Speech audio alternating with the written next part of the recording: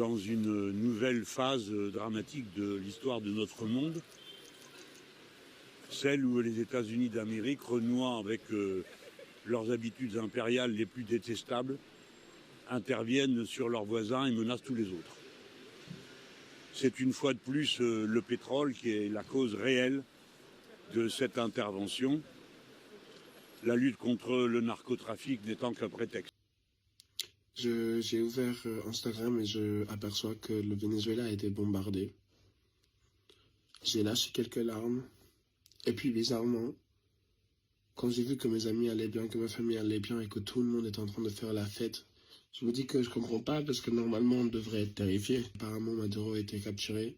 Ensuite je vois les médias en France qui commencent à dire fuck les États-Unis, soutien au peuple vénézuélien qui se fait attaquer par les États-Unis. Et j'ai juste une envie du coup d'expliquer, de mettre les choses au clair du point de vue de quelqu'un qui est, pas physiquement au Venezuela, mais qui est au moins vénézuélien et qui sait exactement ce qui traverse nos esprits. En fait, ce qui est fou, c'est que nous les Vénézuéliens, on n'a pas peur de ce bombardement. En fait, on vit dans la peur depuis 25 ans. Depuis que je suis né, on vit dans la peur.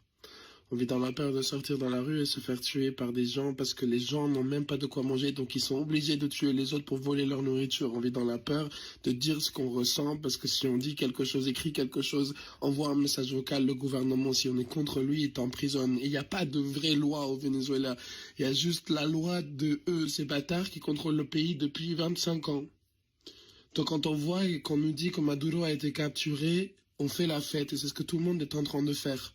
Si vous soutenez vraiment le peuple vénézuélien, soyez de son côté là actuellement en faisant la fête avec nous parce que Maduro a été capturé et parce que ça veut dire qu'une petite espoir de liberté est en train enfin d'arriver dans nos vies. Par rapport aux États-Unis, à leur envie et les ambitions d'avoir du pétrole, etc. J'ai moi-même fait des études en politique.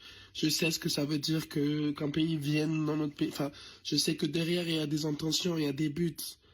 Mais tu sais que le pétrole qui est au Venezuela depuis 25 ans, même nous les Vénézuéliens, on n'en profite pas déjà puisque c'est dans les mains du dictateur et de sa famille et que c'est eux qui s'enrichissent en faisant leur propre commerce entre eux et leurs poteaux, enfin entre la Russie et je sais pas quels autres pays, même les pays arabes. Donc de toute façon, le pétrole que vous dites que les États-Unis vont prendre, il a déjà été pris par des autres. Donc on s'en fout du pétrole maintenant. Maintenant tout ce qu'on veut c'est que ça soit réel, que Maduro soit parti et bien sûr qu'il y ait plus de sang versé.